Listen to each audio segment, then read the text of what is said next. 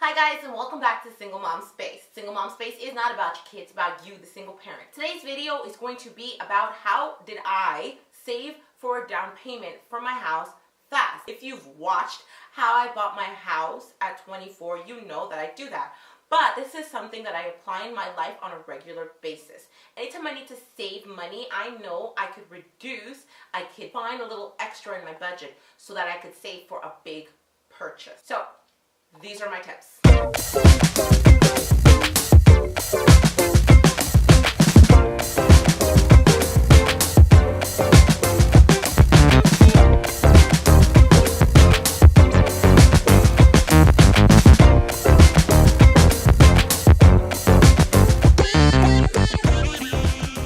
Keeping your expenses super low is very important. So cutting where you can cut. Now, I'm not telling you to make your kids starve so that you guys can get the dream house. No, but I'm saying that wherever you can save money, if it's by cutting your cable bill, cutting your electricity bill, switching your landline, using less electricity, just doing what you can to save those little pennies, because at the end of the day, those pennies add up. Number 2 is becoming a conscious spender.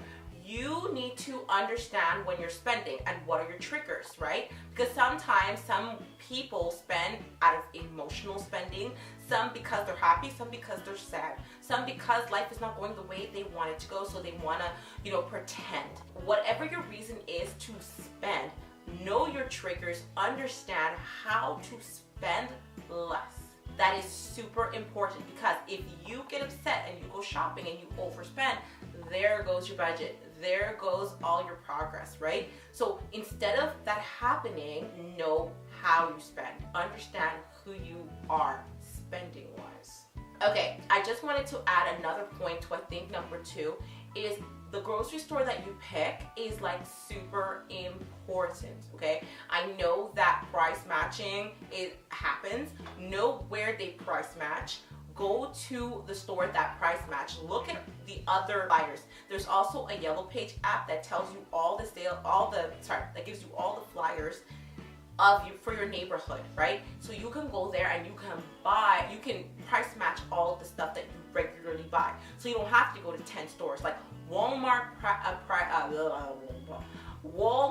price matches, and it is so convenient because you show them the flyer that they have even on your cell phone or the coupon, and they will match that price. So that is super duper important, especially when you're trying to save money. Reducing your bank fees is super important, okay? Reducing your bank fees any way you can. So if it's like you have unlimited transaction for less, or talking to your bank manager, just negotiating, saying, okay, you know what, what's the lowest fee I could pay? How many transactions can I make a month? Make less transactions, maybe living on cash and stop using your debit card as much. Whatever you need to do, stopping insufficient funds, making a calendar, making sure that all the bills are paid on time so there's no late fees, just cutting where you can and reducing fees in general. Schedule all your bill payments. That is super duper important.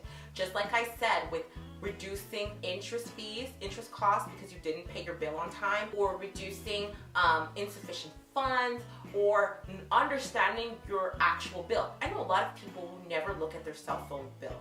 I think that's crazy, because you know what? Your cell phone bill goes up 5%, but 1% to 5% every single 6 months.